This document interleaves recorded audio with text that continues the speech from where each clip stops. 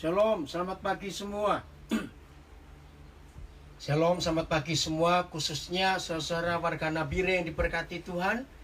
Kita beribadah bersama-sama lewat radio Suara Menara Kasih. Begitu pula dengan semua saudara yang ikuti dari rumah, yang di Indonesia maupun yang di luar Indonesia. Untuk kesekian kalinya, sudah 4 kali hari Minggu, kami yang di Nabire, kita di Nabire nggak bisa beribadah di gedung-gedung gereja. Bahkan hampir di seluruh Indonesia, bahkan di seluruh dunia. Tapi tetap kehadiran Tuhan kita percaya, Dia hadir untuk kita semua. Saudara, mari kita berdoa sebelum kita mendengar belajar firman Tuhan. Bapa di surga, kami bersyukur kepadamu. Sekalipun dalam kondisi seperti ini, tidak ada kepastian karena keadaan ini. Tapi kami percaya Tuhan tetap hadir dalam hidup kami masing-masing. Bapa, untuk kesekian kalinya kami berseru kepadamu dalam nama Tuhan Yesus. Hanya Tuhan Yesus, Raja segala Raja dan Tuhan di antara segala Tuhan, yang bisa mengakhiri semua ini Tuhan. Bapa, kami minta hikmat-Mu untuk Presiden kami, untuk para menteri. Kalau 2-3 hari ini kami melihat situasi di pemerintahan pusat, ada rencana-rencana jahat dari kelompok-kelompok tertentu, dari penjahat-penjahat yang ada di pemerintahan kami, ingin mengkorupsi uang untuk masalah ini. Tuhan, Kau hadir. Berikan hikmat betul-betul buat presiden kami. Berikan hikmat buat semua kepala daerah yang sedang panik saat ini. Kami nggak tahu. Berikan hikmat buat semua aparat keamanan, lindungi mereka. Tuhan Yesus, semua tenaga medis, para medis, perawat, Tuhan menolong mereka, menyanggupkan mereka. Sungguh Tuhan, kami hanya berseru kepadamu. Tidak ada yang lain yang bisa kami harapkan kecuali Yesus Kristus, Tuhan, Raja segala Raja, dan Tuhan di atas segala Tuhan. Saudara kami yang masih terbaring karena sakit ini, Tuhan hadir untuk mereka juga. Amen. Semua ketakutan yang mereka alami, kegentaran, Tuhan lenyapkan karena kasih-Mu, karena kasih-Mu.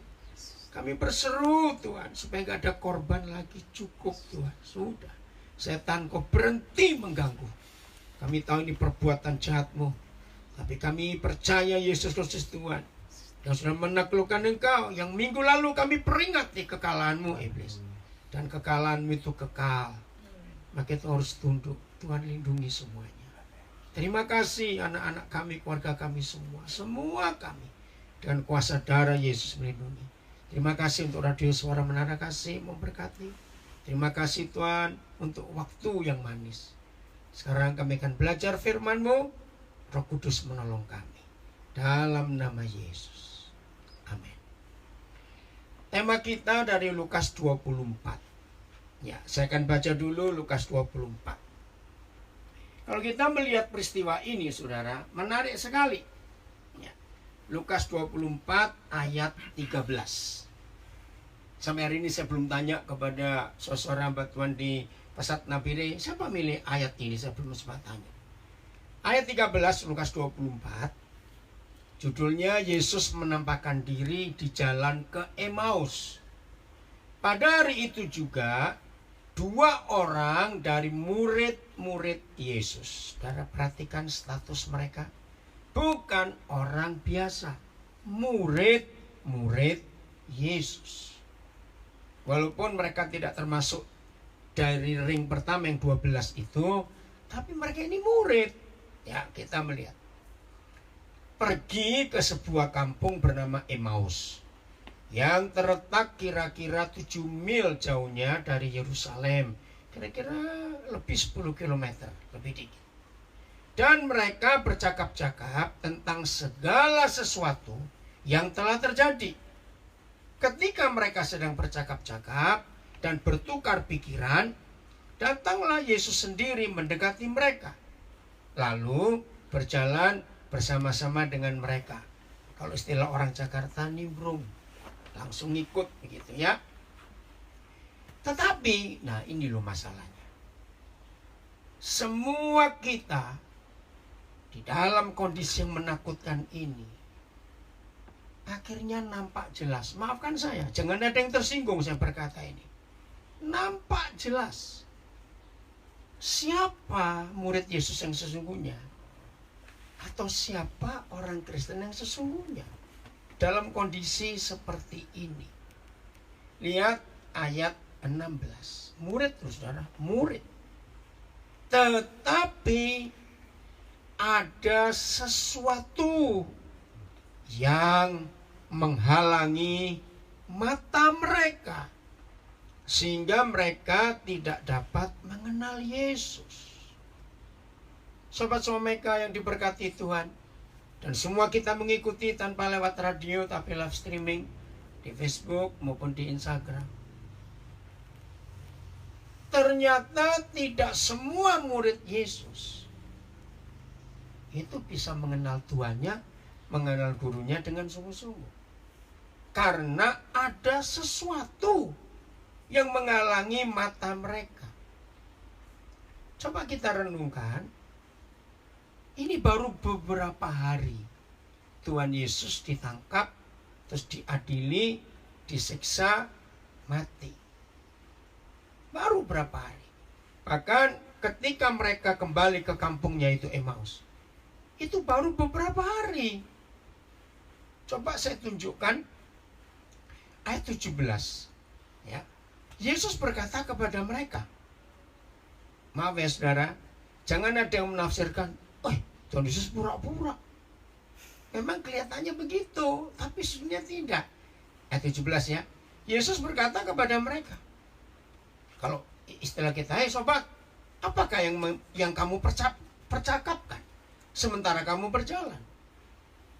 Maka berhentilah mereka, dua murid itu, dengan muka muram. Berhenti loh saudara, karena kaget.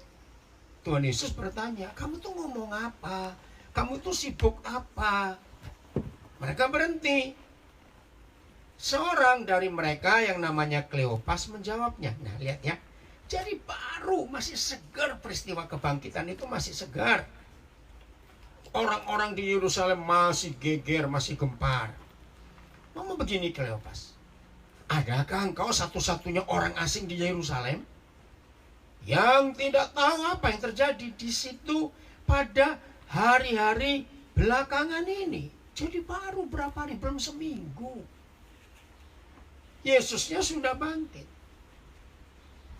Lalu mereka dua gak percaya, karena ada sesuatu yang menutupi mata mereka. Nah, sesuatu ini kita akan coba cari. Apa itu? Saudara yang dikasihi Tuhan, maaf, pendeta sekalipun, hamba Tuhan sekalipun, majelis sekalipun, pelayan Tuhan sekalipun, aktivis gereja sekalipun, ternyata belum tentu bisa kenal Tuhan yang dilayaninya. Dan ini terbukti dari murid-murid ini. Karena ada sesuatu yang menutupi mata mereka. Dalam fakta hidup kita, ada banyak hal yang bisa menutupi mata kita. Maaf ya, saya ngomong ini. Suami istri loh, berarti sudah menikah. Waktunya nggak usah kita sebut, pokoknya sudah menikah. Kalau masing-masing matanya, maaf, ketutupan duit. Bisa tuh suami istri matanya ketutupan duit, maaf. Apa yang terjadi pada suami istri yang matanya ketutupan duit? Pasti ngomong apa saja, pasti masalah duit. Bicara dengan anak-anak juga pasti masalah duit, karena matanya ketutupan duit. Itu bisa terjadi. Ada lagi contoh. Apa yang terjadi pada suami istri yang tidak mengampuni?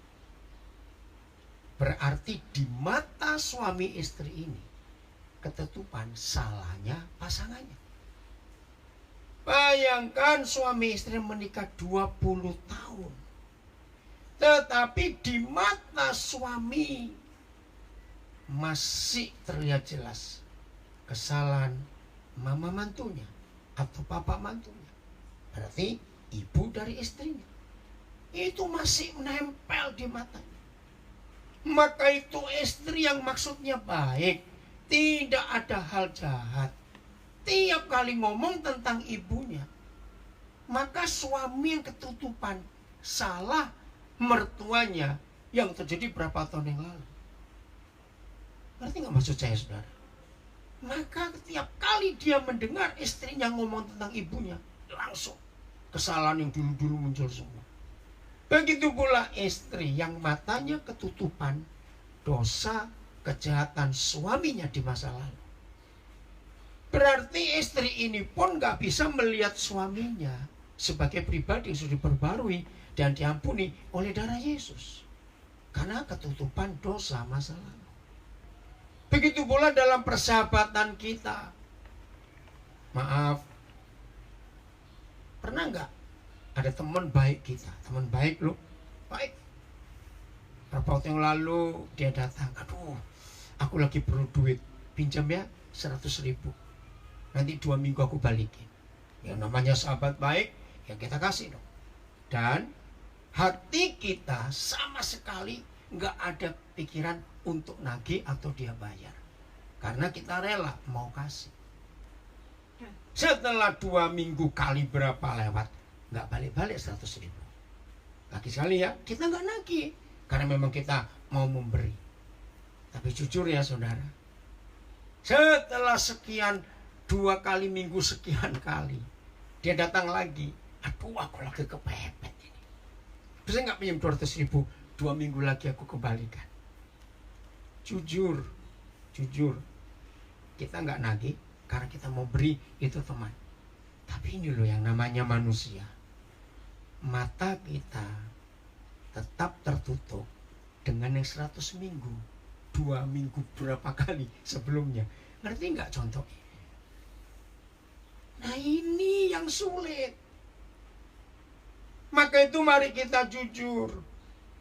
Apa yang sampai sekarang ini masih menutupi mata kita? Saya mau baca Alkitab 16 ini menarik. Lukas 24. Tetapi ada sesuatu yang menghalangi mata mereka, sehingga mereka tidak dapat mengenal dia. Saudara yang dikasihi Tuhan, jahatnya manusia itu seperti ini.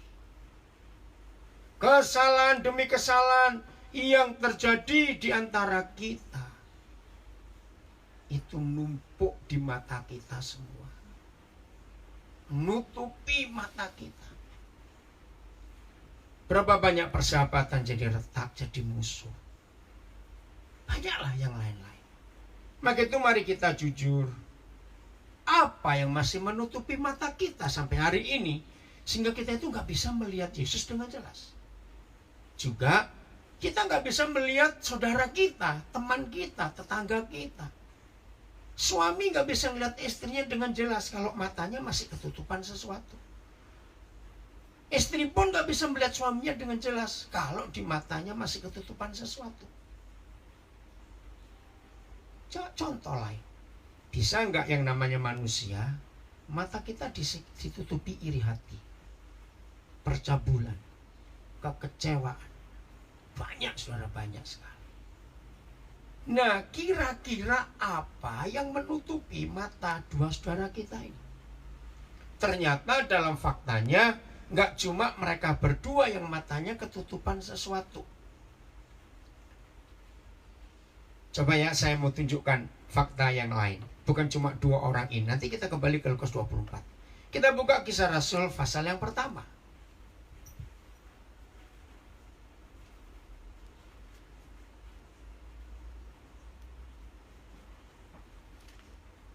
Kisah Rasul pasal yang pertama, ayat yang ke-6. Ya, Kisah Rasul pertama ayat yang ke-6. Maka bertanyalah mereka yang berkumpul di situ. Saudara bayangkan, akan kaget dan kita syok sebegitunya 11 orang yang kumpul Yesus sejak awal. Dengar kata sebegitunya. Apa itu? Lihat ya ayat 6. Maka bertanyalah mereka yang berkumpul di situ, Tuhan, ini Yesus sudah mau naik ke surga loh. Aduh, kalau saya Tuhan Yesus saya batalkan itu. Kenapa? Dengar dulu kisah ini ya. Maka bertanyalah mereka yang berkumpul di situ, Tuhan, maukah engkau pada masa ini memulihkan kerajaan bagi Israel? Saudara, begini latar belakangnya. Zaman itu kan zaman penjajahan kerajaan Romawi. Hampir seluruh dunia takluk di bawah kuasa kerajaan Romawi, termasuk daerah Israel. Nah, sebagai bangsa yang terjajah, mereka berharap mereka itu merdeka. Nah, kalau mereka merdeka, ya mereka harus cari seorang pemimpin. Nah, ketika Tuhan Yesus tampil dengan kuasa begitu hebat, waktu dia milih 12 orang, woi, harapan 12 orang ini, kalau Yesus jadi raja membebaskan Israel dari kerajaan Romawi, pasti mereka jadi menteri-menteri. Wajar saudara, wajar. Maka itu di negara mana saja, termasuk Indonesia, kalau ada pemilihan kepala negara, presiden, orang-orang berlomba-lomba. Kira-kira aku dipilih jadi ini, jadi itu. Maka itu seringkali kita tahu, begitu pemilu presiden selesai, maka ada istilah was-was, siapa yang ditelepon, siapa yang ditelepon, dipanggil ke istana untuk duduk jadi salah satu menterinya. Wajar bukan? Nah, 3,5 tahun mereka berjalan bersama Tuhan Yesus. Mereka punya harapan yang salah. Perhatikan. Harapan mereka, Yesus membebaskan Israel dari cengkeraman penjajahan Romawi. Maka itu mereka bertanya, Tuhan, maukah engkau pada masa ini memulihkan kerajaan bagi Israel? Jawab Yesus, engkau tidak perlu mengetahui masa dan waktu yang ditetapkan Bapa sendiri menurut kuasanya. Nah, Tuhan Yesus itu menjawab dengan konsep kerajaan lain, yaitu kerajaan surga. Tapi di benak mereka yang manusia 11 orang dan yang lain itu mengharapkan kerajaan duniawi. Gak nyambung. Nah, bayangkan, sekian tahun mereka ikut Yesus. Dan kita lihat faktanya, Tuhan Yesus gak pernah satu hari absen ngajar. Gak ada. Maaf ya, saya pakai logika anak-anak. Mana ada ayat berkata Yesus sakit kepala lalu gak ngajar hari itu? Atau sekolah diliburkan karena ini? Gak ada. 24 jam sehari mereka belajar, 7 hari seminggu. Maka itu berapa kali orang-orang Farisi yang ahli Taurat marah imam-imam. Karena hari Sabat Yesus ngajar. Jadi gak ada liburnya. Nah, saudara bayangkan, yang diajar tiap hari langsung oleh Tuhan Yesus. Sudah jam-jam terakhir, gurunya harus kembali ke surga karena itu ketetapan Bapa di surga. Ya ampun, di benak mereka masih mikir duniawi. Saya punya ilustrasi, ini tentang anak-anak. Maka itu bersyukur kepada Tuhan. Saya ingin berkata kepada rekan-rekan saya pendeta yang teologinya hebat, maaf ya, ini cuma logika anak-anak, ini penting. Suatu kali waktu saya mempelajari ini, begini Roh Kudus ingatkan. Ada satu keluarga, orang tua mereka, dari keluarga ini, entah orang tua suami atau istri, itu tinggal di Belanda. Ini ilustrasi. Suatu hari oma opa ini datang dari Belanda ke Indonesia. Cucunya banyak. Nah, waktu mereka jemput opa oma di bandara, opa bilang, opa bawa oleh-oleh untuk kalian semua. Tapi nanti ia baginya. Nah, cucu-cucu mendengar, wih, bawa oleh-oleh dari Belanda. Senang bukan? Seminggu sebelum opa oma kembali ke Belanda, hadiahnya oleh-oleh belum dibagi. Kira-kira cucu-cucu ini kasak kusuk gak? Ih, tinggal 7 hari lagi nih, opa oma mau pulang ke Belanda. Mana oleh-olehnya? Pasti diantara mereka tanya, kamu sudah dibagi belum? Kamu sudah dibagi belum? Namanya anak kecil kok. sampai mereka kembali ke bandara ngantar oma opa mau berangkat pulang ke Belanda. Oleh-oleh belum dibagi. Kira-kira kalau kita cucu-cucunya opa oma itu sudah di bandara, ayo jujur, ngapain? Masih sikut-sikutan. Kamu yang ngomong, kamu aja yang tanya, gak enak. Betul? Nah, karena sudah mau masuk boarding ke gate, salah satu cucu, mungkin pemimpinnya, nggak tahu ini, di Kisah Rasul nggak disebut siapa yang ngomong ini. Jangan-jangan Petrus ini, jangan-jangan. Akhirnya salah seorang dari cucu-cucu nyeletuk. Oma, opa, mana oleh-olehnya? Saudara, bisa bayangkan suasana di Bukit Zaitun hari itu ketika Tuhan Yesus naik ke surga? Berapa saat, nggak sampai jam.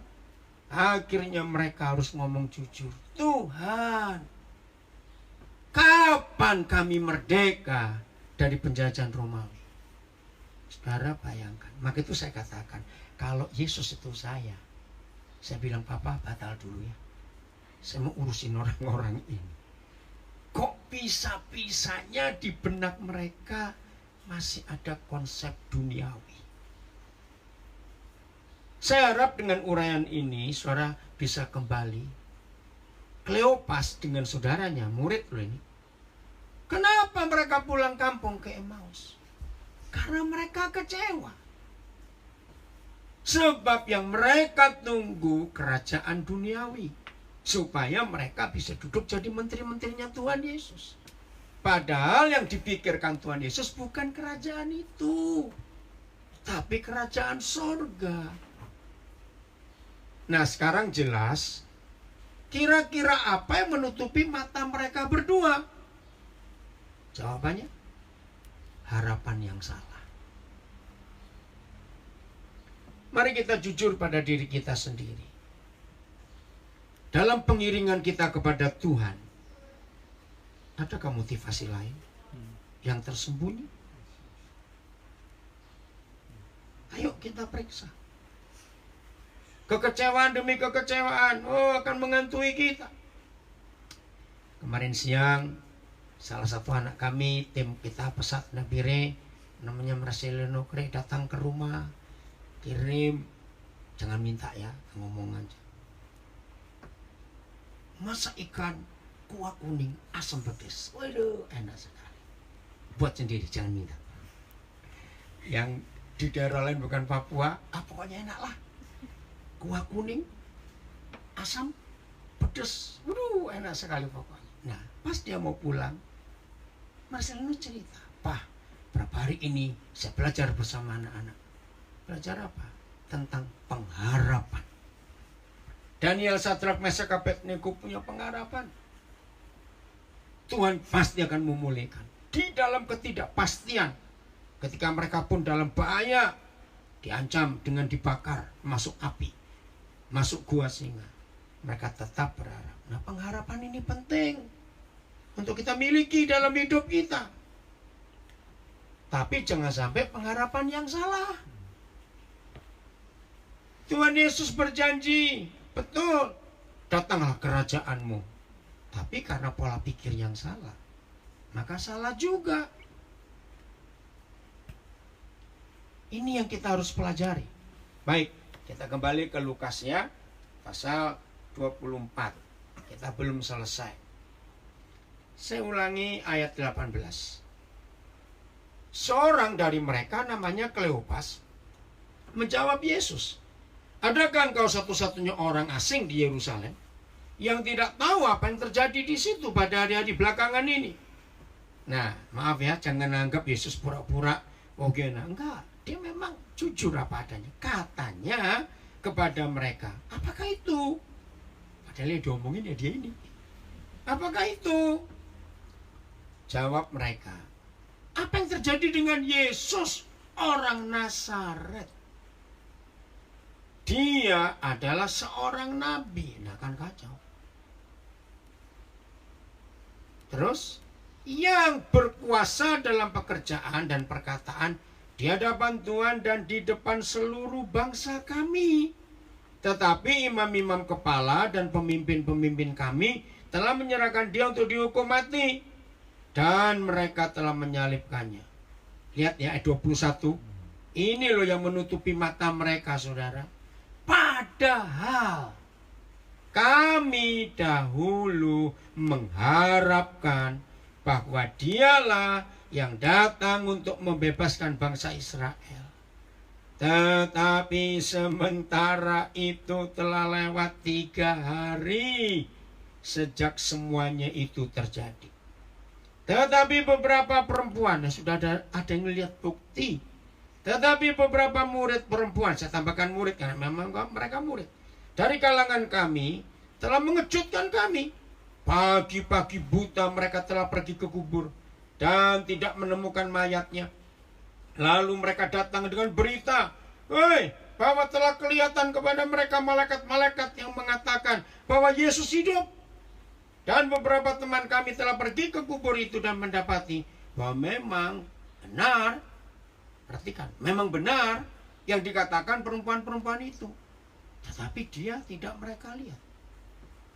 Saudara, ketika pengharapan kita salah, pengharapan yang tidak sesuai dengan firman Tuhan, maka di situ kekecewaan akan terjadi. Saya ingin kembali ke ayat yang ke-19. Penting. Katanya kepada mereka, apakah itu? Yesus tanya, kamu ngomongin apa? Siapa yang kamu bahas? Jawab mereka, apa yang terjadi dengan Yesus orang Nazaret? Satu. Kita akan bahas dulu pelan-pelan. Siapa masih ingat kisah Bartimius yang buta? Ingat ya? Sayang waktu nanti saudara cari di Markus 10. Ketika hari itu rombongan Yesus lewat masuk kota Yeriko. Dan Bartimius mendengar. Itu rombongan Yesus karena suaranya. Dan ditulis begini oleh Markus. Dan Bartimius mendengar. Itu rombongan Yesus orang Nazaret. Tertulis jelas sekali. Tapi saudara yang mengagumkan, baca pengakuannya. Begitu si buta ini yakin Yesus sudah dekat dengan dia. Alkitab menulis, berserulah Bartimius, Yesus anak Daud, kasihanilah aku. Saya kaget saudara. Roh Kudus menunjukkan kepada saya. Saya tadi cuma baca begitu saja, bahkan sekolah minggu saya guru sering ngajar tentang Bartimius. Tapi pada satu saat saya lupa, kira-kira tahun 80-an yang lalu, Roh Kudus menunjukkan. Daniel, kamu perhatikan. Jelas Bartimius tahu Yesus orang Nazaret. Karena memang orang kenal Yesus dari Nazaret. Kenapa begitu? Kita mundur ke belakang. Waktu dia masih bayi, kan dibawa orang tuanya ke Mesir. Berapa tahun? Nggak jelas. Jadi Tuhan Yesus balik lagi kira-kira sebelum umur 10 tahun. Tapi tidak ke Bethlehem, tapi ke Nazaret. Sebab bisnisnya Yusuf itu di Nazaret. Bisnis apa? Tukang kayu. Nah, sejak Yesus balik dari Mesir kembali ke Israel, itu bukan di Bethlehem, tapi di Nazaret. Wajar orang menyebut dia Yesus orang Nazaret. Bartimius juga tahu. Tapi waktu Roh Kudus mencelikkan saya, ini mengagumkan. Seruan Bartimius bukan Yesus orang Nazaret, kasihanilah aku. Mengapa Bartimius berseru Yesus anak Daud? Apa sih bedanya kalau Yesus orang Nazaret dan Yesus anak Daud? Ternyata beda. Kalau Yesus orang Nazaret, berarti dia tukang kayu. Kalau Bartimius berseru Yesus orang Nazaret, kasihani aku. Mau meja berapa? Kursi berapa? Mau tempat tidur? Mau lemari? Enggak tukang kayu. Tapi waktu Bartimius berseru Yesus anak Daud, berarti dia raja yang punya otoritas. Nah sekarang kebalikan. Si melek 2 orang, matanya ketutupan sesuatu. Tapi si buta yang satu justru melihat sesuatu. Ngerti nggak ilustrasi ini, saudara? Maka itu mari kita jujur. Apa sih yang masih menutupi mata kita? Sekian tahun kita sekolah teologi, sekian tahun kita melayani, sekian tahun kita jadi hamba Tuhan, sekian tahun kita aktif di gereja. Apa yang menutupi mata kita? Maaf, saya tidak menghakimi. Sungguh kita bicara tentang diri kita masing-masing. Dengan adanya virus ini, bukan Tuhan loh saudara, enggak. Dia enggak pernah menciptakan ini, tapi bisa diizinkan dengan adanya virus ini. Ketahuan enggak? Siapa yang benar-benar menurut Yesus dan tidak? Yaitu dengan cara kita menghadapi takut atau tidak. Bukan berarti kalau kita enggak takut terus kita seenaknya, tidak. Kita tetap harus ikuti peraturan. Tapi di sini kita belajar, kalau mata kita nggak ada yang menutupi, hanya ngelihat Yesus saja, saudara, semua jadi kecil, bukan? Tapi kalau kita percaya Yesus menjadi hamba Tuhan, pelayan, aktivis gereja, tapi kita ada yang menutupi mata kita, maka kita nggak bisa melihat dia sebagai anak Daud. Nah, dari ayat ini, kalimat ini kita tahu pantas mereka 2 walaupun murid nggak bisa melihat Yesus itu Tuhan, karena di benak mereka Yesus tetap orang Nazaret, tukang kayu. Lalu kalimat berikut mereka ngomong begini, masih ayat 19, dia adalah seorang nabi. Nah, kan celaka.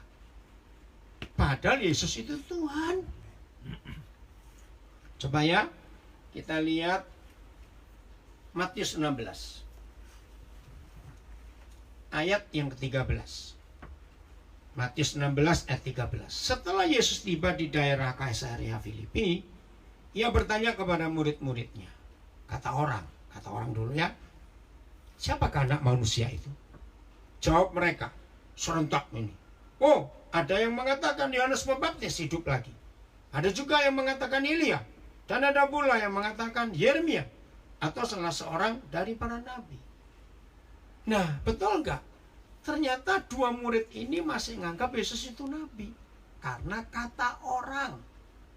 Kan itu pertanyaan Tuhan Yesus, menurut orang, aku ini siapa? Ayat 15. Lalu Yesus bertanya kepada mereka. Perhatikan pertanyaannya.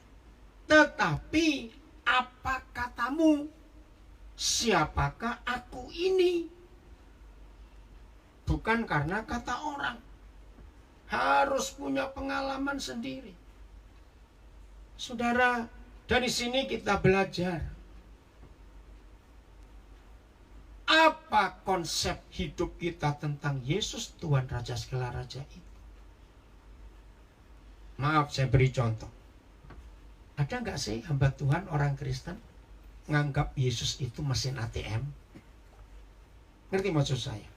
Pokoknya kalau perlu duit berdoa. Nah, itu Yesus mesin ATM. Ada nggak bagi orang-orang muda tertentu Yesus itu biru jodoh? Maaf ya, jangan tersinggung. Tuhan beri aku jodoh, Tuhan. Nah, mari kita jujur pada diri kita sendiri sekarang. Pertanyaan ini harus kita jawab. Jadi sekarang menurut kamu, aku ini siapa? Masing-masing kita punya jawaban. Ternyata Roh Kudus mengajar saya, hal ini gak cuma untuk kita kepada Tuhan Yesus, tetapi suami istri. Pernah gak sih kita mikir, setelah menikah sekian tahun, ada orang tanya, jadi buat kamu, ini tanya ke suaminya, istrimu itu siapa? Wih, dia tuh tukang masak yang hebat sekali. Bisa tuh jawab seperti itu. Dan banyak yang lain. Maka itu sesekali suami istri kita saling menanyakan. Setelah sekian waktu, jangan tiap hari, nggak enak. Begitu pula sesama sahabat. Menurut kamu aku ini siapa? Anak-anak kepada orang tua, perlu papa mama tanya kalian. Jadi anak-anak buat kalian, kami ini siapa? Bukan cuma papa mama istilahnya. Dan banyak lagi yang lain-lain kita bisa sebutkan itu. Maka itu saudara, ayo kita perhatikan ini baik-baik. Satu kali saya baca ilustrasi, ya pasti nggak benar, saya cuma contohnya ada viral di sosial media. Satu hari ada seorang yang sudah tua bertamu ke rumah temannya yang sudah sama-sama tua juga. Nah begitu dia masuk, dia lihat teman lakinya ya, seorang opa ini. Dia panggil dari dalam, Schat, itu bahasa Belandanya, darling bahasa Inggrisnya. Ini teman kita datang. Oh ya. Nah ngomong-ngomong, dia ngomong lagi, cantik. Dia panggil istrinya, buatin minum dong. Oke. Ngomong lagi, bilang, sayang, lupa ini ada kue belum dikeluarin. Ngomong lagi, panggil darling. Nah yang bertamu ini ngitung, wih, kamu tuh mesra sekali. Panggilannya saya hitung 7 halo. Aku aja gak pernah manggil begitu. Terus si tuan rumah bilang, jangan rame-rame, aku ini lupa namanya siapa. Maka tuh panggilnya begitu. Saya baca itu bilang, aduh ini orang. Nah saudara, kadang-kadang ada hal yang menutupi kita, sehingga kita nggak bisa melihat siapa dia itu sesungguhnya. Betul tidak? Maka itu mari kita belajar dalam fakta hidup ini. Siapa Yesus itu buat hidup kita masing-masing. Jangan sampai lupa ya. Cuma ambil Tuhan. Engkau berkuasa. Engkau dahsyat. Awas. Cuma begitu saja. Oke, jadi perlu sekali-kali ditanyakan. Nah, jadi bagi dua murid ini, Yesus itu orang Nazaret. Yesus itu nabi, bukan Tuhan. Ya, lihat kembali ke ayat 19, Lukas 24. Katanya kepada mereka, apakah itu? Jawab mereka, apa yang terjadi dengan Yesus orang Nazaret? Dia adalah seorang nabi yang berkuasa dalam pekerjaan dan perkataan di hadapan Tuhan dan di hadapan seluruh bangsa. Tapi imam-imam, saya nggak baca. Saya lanjut ayat 25. Lalu Yesus berkata kepada mereka, hai kamu orang bodoh. Tuhan Yesus emosi juga saat itu. Betapa lambannya hatimu, sehingga kamu tidak percaya segala sesuatu yang telah dikatakan para nabi. Saudara, mari kita perhatikan. Ini dibentak loh saudara. Hai kamu orang bodoh. Ayo jujur, sebodoh-bodohnya orang bodoh, kok dibentak tetap sadar dong. Tapi mereka gak sadar. Ayat 26. Bukankah Mesias, perhatikan ya, harus menderita semuanya itu untuk masuk ke dalam kemuliaannya? Ini kan mereka pernah dengar, bukan cuma hari itu, waktu mereka jadi murid sebelum-sebelumnya. Lalu Yesus menjelaskan kepada mereka apa yang tertulis tentang dia dalam seluruh kitab suci. Saya tuh nggak bayangkan ini berapa jam menjelaskan tentang dirinya sendiri dalam seluruh kitab suci, mulai dari kitab-kitab Musa dan segala kitab nabi-nabi. Jadi sampai Malaki, saudara. Segitu panjang lebar dijelaskan. Tetap belum tahu siapa yang ngomong ini. Ayo jujur, keterlaluan gak ini saudara? Murid, saudara perhatikan. Maka itu saya harus ngomong, aktivitas pelayanan kita tidak menentukan mata kita betul-betul tercelik. Jam doa kita yang bisa panjang-panjang sehari belum menentukan juga apakah kita itu mengenal dia atau tidak. dan banyak lagi hal lain dalam kehidupan ini. Maka itu periksa apa pengharapan kita di dalam Dia selama ini. Jangan kita sampai salah berharap. Terus ayat 28.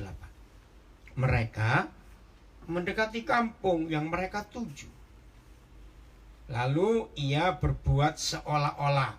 Nah, lagi sekali jangan menilai Tuhan Yesus itu pura-pura tapi karena tidak. Dia guru, dia punya hak bebas. Dengan caranya sendiri, dia mendidik murid-muridnya. Itu haknya dia. Kita nggak bisa menilai dia dengan hal yang salah. Mereka mendekati kampung yang mereka tuju. Lalu Yesus berbuat seolah-olah hendak meneruskan perjalanannya. Tetapi mereka sangat mendesaknya. Katanya, tinggallah bersama-sama dengan kami, sebab hari telah menjelang malam dan matahari hampir terbenam. Di dalam gereja Tuhan di dunia ada lagu pujian klasik hymn. Kalau saudara pernah dengar lagu Tinggal sertaku kawan yang kudus, telah hampir malam jangan jalan terus. Ini ayatnya. Sudah malam, tinggal sebentar bersama kami di sini. Jadi pengubah lagu itu mengambil kisah ini. Lalu masuklah Yesus untuk tinggal bersama-sama dengan mereka. Ingat, sampai sudah duduk di dalam rumah pun mereka belum melihat siapa dia. Ini luar biasa, saudara. Nggak lihat. Waktu ia duduk dengan mereka, ia mengambil roti, mengucap berkat, lalu memecah-mecahkannya dan memberikannya kepada mereka. Terima kasih Tuhan Yesus, Engkau sabar terhadap kami. Walaupun seringkali kami kurang ajar, memberontak maunya sendiri. Terima kasih Engkau sabar. Ketika Tuhan Yesus selesai memecah-mecahkan roti, ketika itu terbukalah mata mereka. Dan mereka pun mengenal dia. Tapi ini sikap Tuhan Yesus. Begitu mereka terbuka matanya dan mereka tahu itu Yesus, tetapi ia lenyap dari tengah-tengah mereka. Kata mereka seorang kepada yang lain, bukankah hati kita berkobar-kobar? Ya telat sudah. Dari tadi gak mau mikir. Bukankah hati kita berkobar-kobar? Ketika ia berbicara dengan kita di tengah jalan, dan ketika ia menerangkan kitab suci kepada kita. Ayat 33, lalu bangunlah mereka dan terus kembali ke Yerusalem. Di situ mereka mendapati ke-11 murid itu. Mereka sedang berkumpul bersama-sama dengan teman-teman mereka. Kata mereka, sesungguhnya Tuhan telah bangkit dan telah menampakkan diri kepada Simon. Lalu kedua orang itu pun menceritakan apa yang terjadi di tengah jalan dan bagaimana mereka mengenal dia pada waktu ia memecah-mecahkan roti.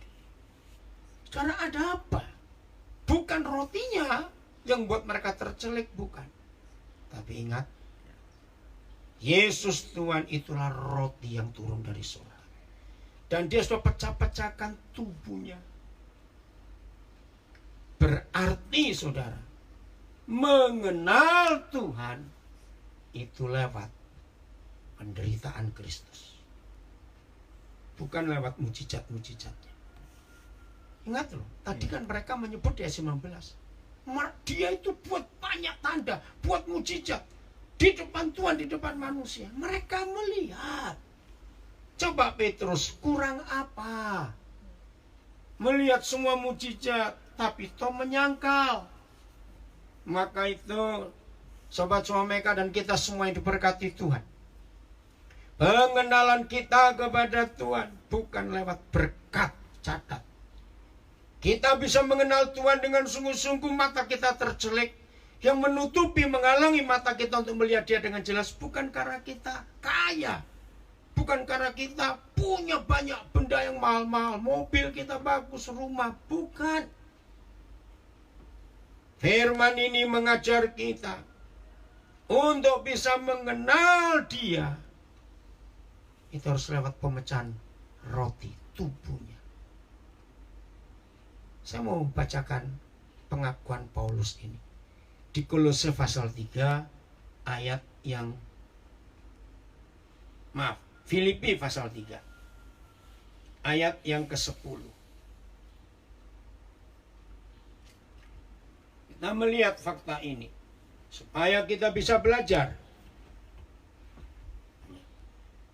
Filipi pasal 3 ayat yang ke-10. Mengapa Paulus berseru seperti ini?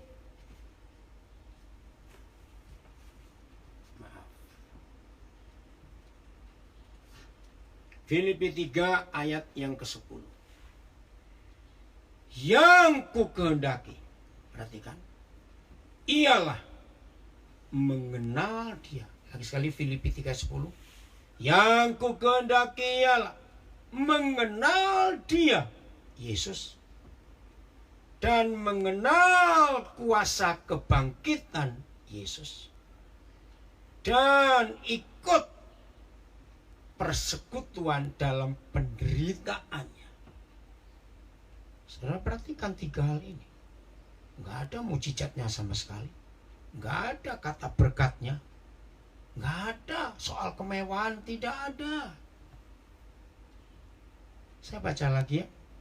Yang ku kehendaki ialah mengenal Dia. Dalam hal apa? Dan kuasa kebangkitannya. Sebelum bangkit, menderita dulu, jangan lupa. Dan persekutuan dalam penderitaannya, di mana aku menjadi serupa dengan Dia dalam kematiannya. Ayat 11 saya tambahkan, masih Filipi 3, supaya aku akhirnya beroleh kebangkitan dari antara orang mati. Saya tambahkan Filipi 1:29, supaya lengkap konsep pengenalan kita kepada Tuhan Yesus. Supaya mulai hari ini, kalau masih ada hal-hal apa saja yang menutupi mata kita, sehingga kita nggak bisa mengenal Dia, walaupun kita aktif jadi murid Yesus, pelayanan, ternyata belum tentu. Ayat 29 Filipi 1.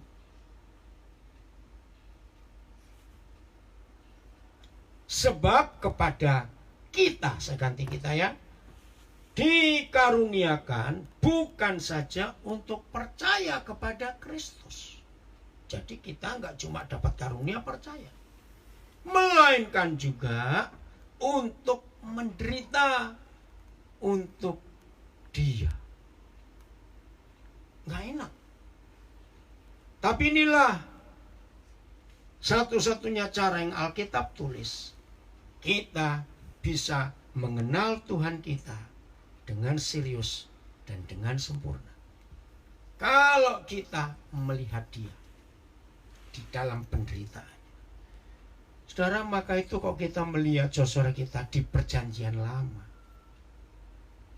Mereka menderita. Lihat Yusuf. Waduh, bagaimana penderitaannya. Lihat Musa. Bagaimana penderitaannya. Lihat Daud. Bagaimana penderitaannya sebelum dia jadi orang hebat. Maka itu ayo mulai hari ini kita membiarkan Roh Kudus mendidik kita dengan caranya, yaitu lewat pemecahan roti, lewat penderitaannya itu. Maka kalau kita hidup seperti itu, saudara, maka sungguh kemuliaan Tuhan akan nyata. Dan pengenalan kita jadi sempurna di hadapan Tuhan. Roh Kudus menolong kita untuk kita jadi murid yang benar, bukan murid yang kaleng-kaleng atau ecek-ecek. Menjadi pengikut Yesus yang sungguh-sungguh, karena pengenalan kita akan Dia. Sambil kita periksa pengharapan apa yang salah dalam hidup ini. Roh Kudus menolong kita untuk menjadi pelaku firman dengan benar. Roh Kudus menolong kita untuk kita bisa jadi saksinya yang benar. Mari kita berdoa.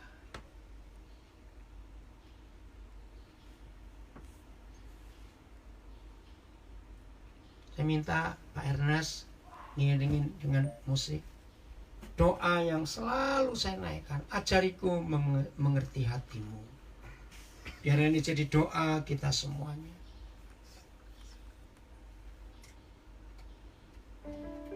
Sambil kita merenung, sobat mereka yang di rumah dan semua kita ngikuti lewat live streaming.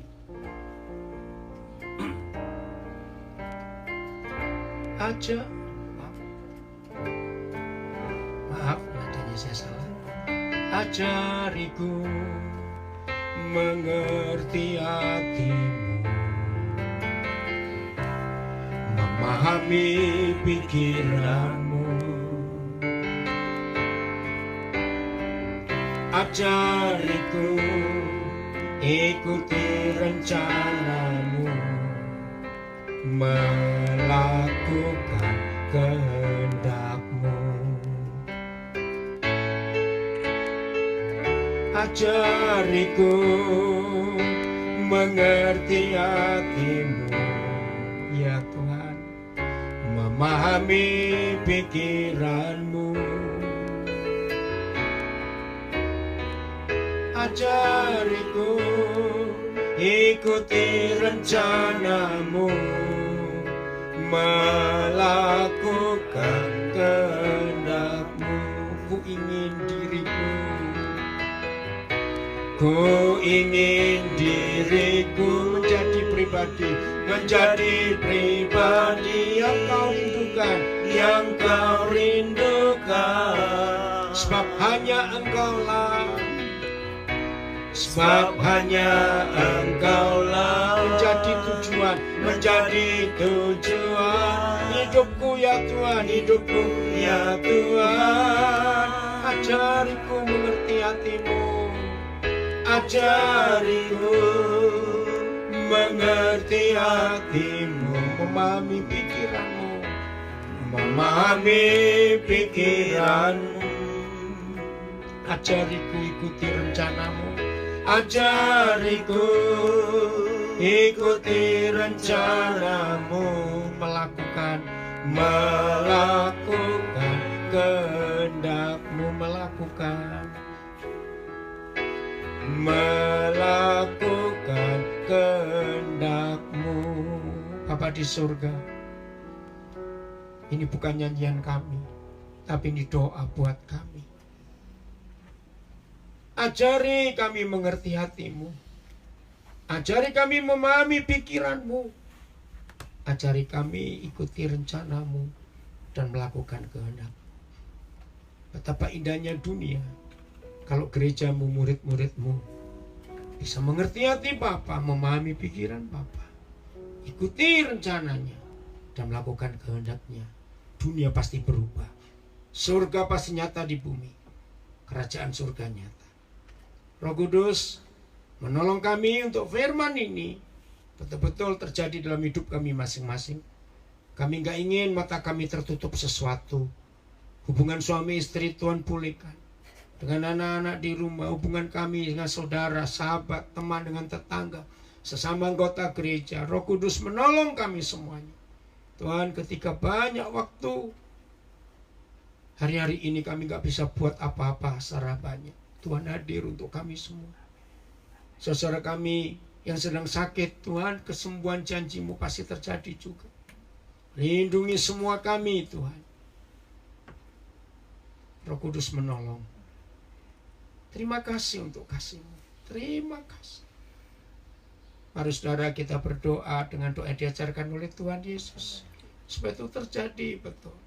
Bapa kami yang di surga, dikuduskanlah nama-Mu. Datanglah kerajaan-Mu, jadilah kehendak-Mu supaya bumi jadi seperti surga. Berikanlah kepada kami makanan kami secukupnya, dan ampunilah kesalahan kami, seperti kami mengampuni orang yang bersalah kepada kami. Dan janganlah bawa kami dalam pencobaan, melainkan lepaskanlah kami dari yang jahat. Karena Engkaulah yang punya kerajaan, kuasa, dan kemuliaan sampai selama-lamanya. Amin. Tuhan memberkati kita semua.